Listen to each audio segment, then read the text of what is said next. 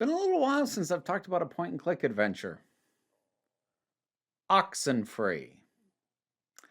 I knew very little about this. Um, I'd heard it referenced by a few people. I didn't really know about the tone, the story, the characters. I did not know what I was in for. And if I'm being completely honest, I think that is the best way to experience it. I think that going in knowing as little as possible is going to be the best way to experience this game. I am going to talk a little bit about it before I hit the point where I tell you, like, if that sounds interesting, please just go and play it. I will give you a heads up. But I can talk a little bit about some of the specific mechanics of it and a few other things that are not the narrative. But I am eventually going to have to talk about the narrative because it's a point and click adventure. The narrative is most of the point. So this is a game with a cast of teenagers, pretty well captured. Like, I'm not going to say that none of them are annoying teenagers, but I am going to say that they are realistically annoying teenagers, as opposed to like the stock fodder in like a Jason movie. Nobody is that. Nobody is like the standard whiny teenager from like, I don't know, a 90s PG-13 romance movie. You know, it's nothing like that. They are at times annoying, but in a way that feels very genuine to me. So the performances by all the characters are quite good. I think the most interesting thing mechanically has to do with the way that dialogue choices go, which is that gameplay doesn't really stop. Normally in a point and click adventure, once you're into dialogue, that's like isolated from exploring and doing other stuff. You like, oftentimes in point and click adventures, if it doesn't put you into a completely different setup with like specific portrait images of the characters, at the very least, your character is locked in place while you pick your dialogue options. No, you're free to wander around and continue to talk. And what's more, to keep the natural flow of conversation going, it borrows kind of the timer from Telltale games where like you only have a certain amount of time to pick your choice, and if you don't pick something, then your character has said nothing, and the conversation moves forward on the basis that you didn't say anything. But here's the extra thing that I think is really interesting about that. The conversation doesn't pause. So like, even though you're on a timer, it's not like there's a pause in the conversation. It's not like somebody says something and then your options come up. Your options come up while the previous speaker is basically in mid-thought. So you have to decide, you have to decide what you're going to say. You can't wait for them to stop talking before you pick, because your options will be gone by then. So once you get used to that, it again feels very much like the natural flow of conversation, where you kind of have to at least decide and get a sense of what kind of response you intend to have to this person before they stop talking. Otherwise, there is a massive pause in the conversation while you try and absorb what they said and then decide. No, natural flow of a conversation, you get what somebody's getting at and you figure out what you want to say, and maybe you let them finish, but you still make your decision sooner than you start talking. And that's kind of what this dialogue system recreates, which I think is quite cool. Once you get used to it, it's very intuitive and it flows very well. And again, it adds to the authenticity of these characters because their conversations are not stop and start. The conversations just have good flow. So that's really neat. The art style I'm slightly mixed on. Well, let me put it this way. The overall artistic sensibilities of it, I like, and they work very well. I don't like the character animations. I was going to say I don't like the character designs. Actually, the character designs are fine. What I don't like is that the characters are rendered in 3D and have basically everyone's got the exact same walk cycle. So every now and then you'll be walking along with a character and they're talking like they'll perfectly sync up, and there's this weird, it's kind of unintentional surrealness where people are walking the exact same way at the exact same pace, or like there's a bit where I had to push something and another character helped me with it, and we just did the exact same motion, like putting our back into it the exact same way, and it just felt very mechanical. The movements are very clearly not, hand designed walk cycles, they are puppeted 3D characters, and while they don't look out of place with the backgrounds and everything else, their movement is stiff a lot of the time. So I really didn't care for the character animation. It doesn't matter that much because the camera very rarely zooms in to give you a really close look at them. It has a pretty it's pretty wide shot for the vast majority of this. So it didn't really become an issue in terms of like I had to stare at a character that I really didn't like to see move. So it's not that big of a problem. The only other thing that I think I'll say before I start getting into the narrative and stuff that I think if any of this sounds interesting at all, you should just go play it and should not keep listening. But the last thing I'll say before I get into stuff that you don't want to know if you're actually going to try and play it, at least in my opinion, is that this sounds weirdly nitpicky, but it kind of bugged me that the music cuts out if you pull up the map, or if you pause the game. I guess the pause is a little bit more understandable, but like especially when you pull up the map, like if you want to like quiet down the music when you pull up the map, that's fine. But like having it go dead is oddly jarring, especially for something that has as good a general sense of ambiance as this does. To have it suddenly go silent is weird. And it became an issue later in the game as I opened up more of the area. And I'm somebody who like checks a map 3 times before I move. Like that's just what I am. That's just my brain. And so having the sound cut out completely from pulling up the map actually oddly annoyed me. But that's probably a very specific thing to me. So, and if any of this seems interesting to you, if the mechanics seem interesting, if you think you can handle teenage characters, if you like point and click adventures, go try it. It's good. I think it's quite good. I have some thoughts on the narrative, but we're going to get into that in a minute. And apparently it has a sequel that I might try out at a later time. Oh, one other thing before you go.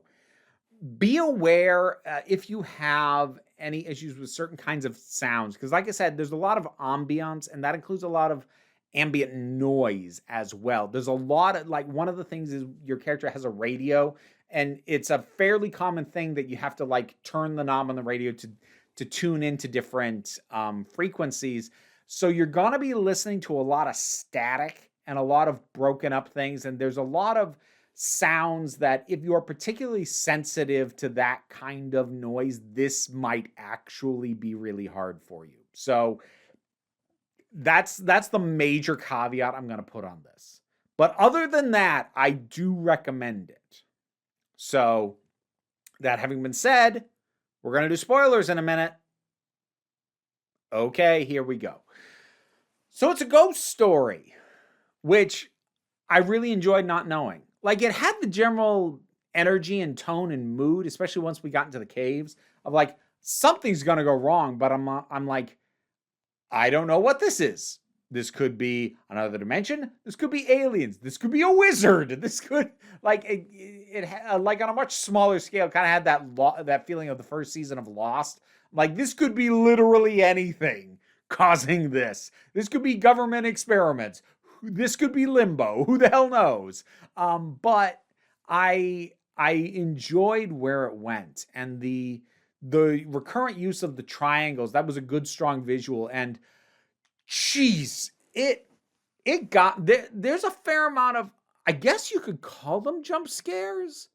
But what I appreciate about them is because the camera is so drawn back, the jump scares don't feel as cheap. Because like there'll be bits where like the screen will suddenly like go static and there'll be a harsh and like suddenly your character jumps position like back to the start of a time loop. That happens a couple of times. Or suddenly a character's eyes are glowing red and that comes out of nowhere. And you're like, whoa! And it will happen very subtly, but because the camera is pulled back, nothing is suddenly poof in your face to scare you that way. So while there's a fair amount of stuff that is jump scare-esque, it never feels that kind of cheap just because of the pulled back camera. That actually helped a lot because I might have gotten irritated with jump scare stuff otherwise. So that worked pretty well.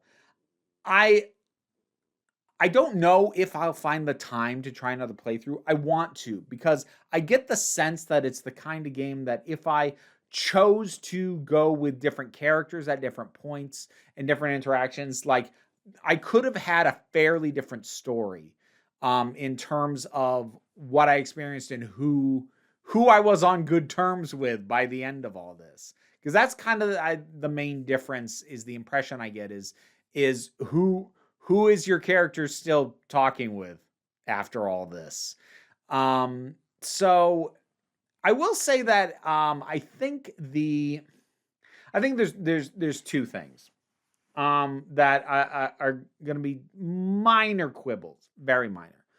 I think they try and over explain how the ghosts work, and like, I get it to a certain extent. Like, ghosts are a little bit like time travel. Yeah, you kind of have to explain what rules are or aren't in play. So like with time travel, you have to cover like, well, can we change the past, or are we dealing with a butterfly effect thing, or is everything a stable time loop sort of a thing? Whereas with ghosts, you have to establish like, are they trapped or are they staying behind because they need help with something, or are they staying behind because they need justice for something, or are they choosing to stay behind? Can they possess people? To what degree can they interact? Are they able to fully communicate or only partially? Are they the entirety of a person, or are they just the impression of a person? There are lots of rules that may or may not be in play with any given ghost in any given ghost story before you even get to whether or not they're malevolent or dangerous. So while I appreciate that you do need to kind of lay down the parameters, I think it gets a little bit too in the weeds, like trying to get into this stuff of like, oh, it's all about waves and frequencies, and that's why this is set up. And I'm finding myself thinking, I don't need all that, and it doesn't really enhance the story. Like, once we establish ghosts, like that answers most of my questions as far as this goes. We establish ghosts, and then we establish like they do not mean us well. Once we establish those two things, I guess along with the possession aspect, I'm like, cool. I think I'm good. I don't need to know the specifics of how this works. I would say the game gets bogged down in it, but I suppose it doesn't, because a lot of the stuff that felt over-explanatory was admittedly additional stuff. Because there's kind of a couple of scavenger hunt aspects. There's going to various points and tuning into these sort of spectral broadcasts and picking up stuff. But there's also finding these letters from what had previously been the last resident on this island that this whole thing takes place on. It's those letters that are the guiltiest of being over-explanatory. I suppose, to be fair, I don't know this for a fact, but I don't think that getting those letters affects the endings you get. I think they are strictly for completionists, or people who want the achievements for finding them, or for people who want to know sort of the deeper lore of it. And I suppose that's fine. Like, if you're going to over-explain something, do it in optional stuff. Except, like, I know now, or at least I believe now, I guess I don't know for a fact, I believe now at this point, having beaten the game and from what I understand with how it can vary, that finding those things don't really impact the story. I would have kind of liked to have known that somehow within the game. Like, honestly, maybe make the collectibles on these things only unlock on a second playthrough, because they were a little bit interruptive and a little bit over-explanatory. And while I did make a decision, because I was streaming the game, I did make a decision not to go out of my way to find everything, because I didn't want to take that much time. I did find more than I might have otherwise if I'd known it didn't impact the story. So if I'm right about that, which I think I am, if they don't actually impact the story, I think having them open up on a second playthrough would be the better way to go, because on a second playthrough, you're looking for different stuff and deeper stuff anyway. And then, like, you won't mind so much being distracted from the primary story in order to go and do all this stuff. Oh, here's the other thing I really want to praise in terms of the writing is that it rarely put me in a situation where it didn't give me an option that made sense to me. And if it wasn't necessarily what the game wanted, the game didn't punish me for that. So here's what I mean by that. I played a visual novel a while back. I cannot even remember the name of now. But I played through it twice, and it pissed me off because I got really, really bad endings both times. And the reason it pissed me off is it seemed to be punishing me for not doing something that I just flat out did not want to do. Like the game felt like it was punishing me for not engaging with this character that I didn't like, and for not using this in that particular game. It was like this reading people's minds aspects of the gameplay that I didn't want to do because it felt really rude. And these people were my friends. Like some people's minds I read, but I'm like, I don't want to read my friends' minds. That seems really invasive. But I think the game really wanted me to, and it gave me crap endings for not doing it.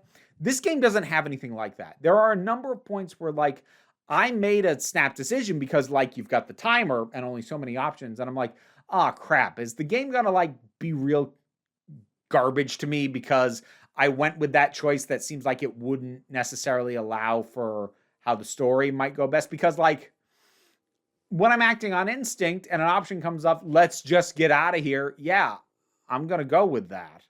If I'm not taking the time to go, yeah, well, I guess the game doesn't want me to. Now, did it mean that the game just let me go? No, this was in the caves. It had us go back the way we came, but suddenly that way is blocked off. Oh, super straightforward. You still let me make the choice. And while you are negating the choice, it's not by punishing the character and therefore punishing me. It's just going, okay, that's not an option, but go ahead and do something else. That felt a lot more fair in terms of hurting me the way the narrative needs me to go without punishing me for making decisions that make sense to me, but maybe don't make sense to the people who designed it. I think that's where I clash up against certain kinds of adventure games or narrative-driven games based on character choices, is there are things that you can tell the creators and the writers, they have a very specific idea in their head of what is the right thing to do.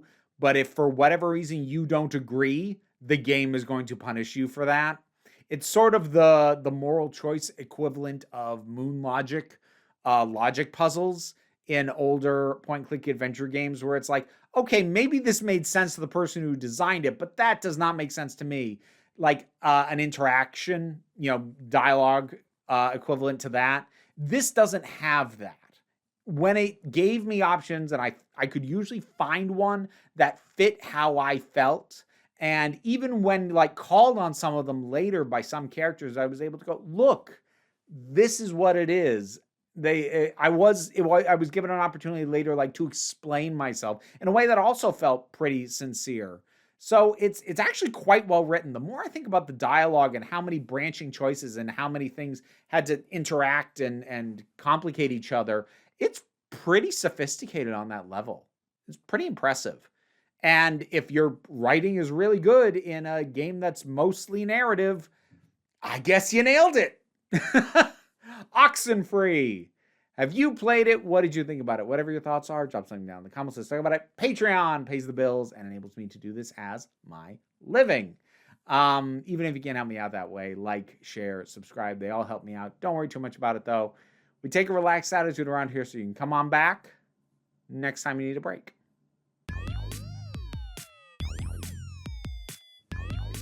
Now to thank my highest supporting patrons: Robin Moore, Zubin Lutfula, Goddess Elida, Oliver B., Tarak, the thing that goes doink in the anime, Fare Forit, Ulrich Bogdan, Loki Eris, Melinda Walters, Jen, OnDecade808, Becky Sparks, Fernabilax the Poodle, Tracy Scrabbit, Angry Kasparov, Dave Hall, White Bearish, Rosalind Bennett, Toku Bluhuvian, Pau Barabajago, and Mariji. Thank you for your support and for keeping me and these guys fed. What are you doing?